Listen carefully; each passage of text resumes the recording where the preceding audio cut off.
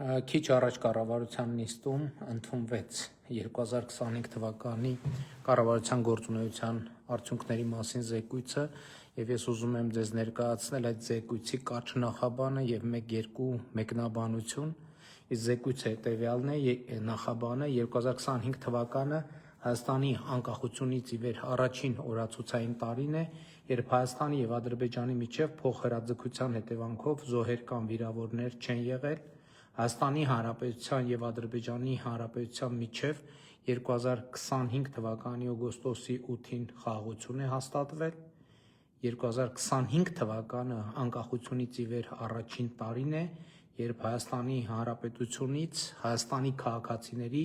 արտագաղթը վերափոխվել է ներգաղթով։ Արձանագրվել է բարձր տնտեսական աճ 7.2%, ինչի արդյունքում 2021-ից 25 թվականներին ՀՆԱ միջին տարեկան աճը կազմել է 7.9%։ Հիշեցնեմ, որ մենք խոստացել էինք տարեկան միջինում 7% տնտեսական աճ։ Հաջորդ նրբությունը, որի վրա ուզում եմ ձեր ուշադրությունը հրավիրել, հետևյալն է, որ 2025 թվականին պետական բյուջեի եկամուտները 2017 թվականի համեմատ ավելացել են 135%-ով, այսինքն կրկնակի ավելացել են պլյուս 35%։ Եվ բնական հարց կծագի, բա ուր են այդ եկամուտները, ինչ են եղել։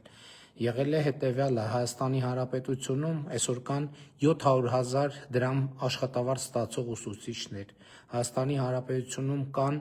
700,000 եւ ավելի դրամ ստացող զինվորներ, առողջապահության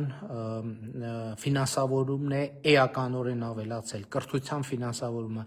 գիտության ֆինանսավորումը, գիտության ոլորտում ընդհանուր մինչև 300%-ի աշխատավարձերի ավելացում է տեղի ունեցել, բայց այսօր ընդամենը զեկույցի նախաբանն է ուզում ներկայացնել եւ արձանագրել, որ առաջիկայում